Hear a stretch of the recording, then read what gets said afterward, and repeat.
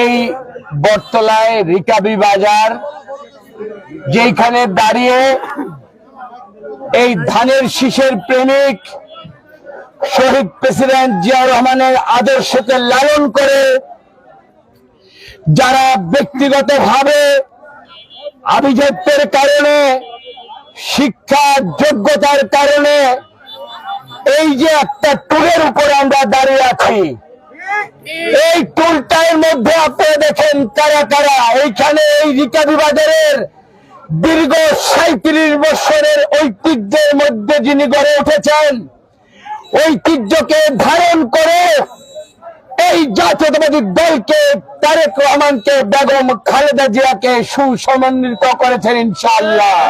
এইখানে যদি জসিম ভাই ধানের শীষের প্রতীক পেতেন, আপনারা জসিম ভাইকেই কিন্তু আজকে জসিম ভাইয়ের নেতৃত্বে ধানের শীষকে আপনারা জয়যুক্ত করতেন। সঠিক মানুভাই পেলে মানুভাইকে আপনারা মাথায় তুলে অত্র এলাকায় মানুষের দোরগোড়ায় ধানের শীষের জন্য ভোট চাইতেন।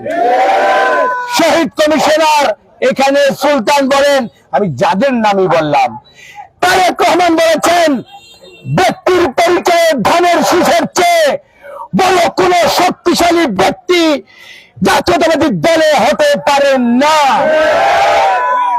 আমাদের দীর্ঘদিনের সংগ্রামী জননেতা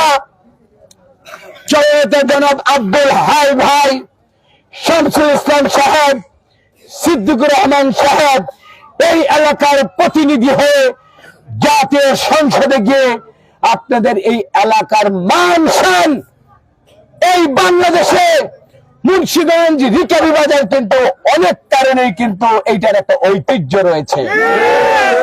এইখানে আরেকটা ঐতিহ্য রয়েছে, সেই ঐতিহ্যটা হলো সংগ্রামের ঐতিহ্য, যে সংগ্রামে বুকে লালন করতে গিয়ে শাওন মৃত্যুবরণ করে আমাদের আন্দোলনকে ভগবান করেছে।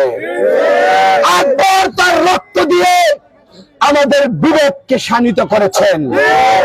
শাহিদ তার জীবন দিয়ে আমাদের দেখিয়ে দিয়েছেন কিভাবে সংগ্রাম করে ফ্যাসিস্টের বিরুদ্ধে দেশ ছাড়া করে বাংলাদেশের ন্যায্যতার একটা পরিবেশ তৈরি করতে হয়।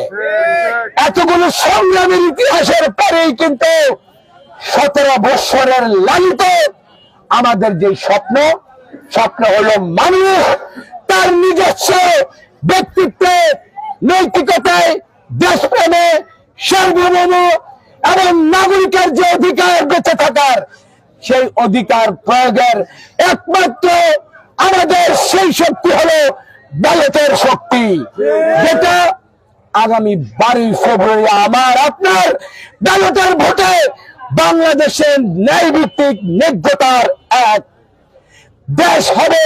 সেইখানে আমার আপনাকে স্বাধীনভাবে আমরা কথা বলতে পারবো।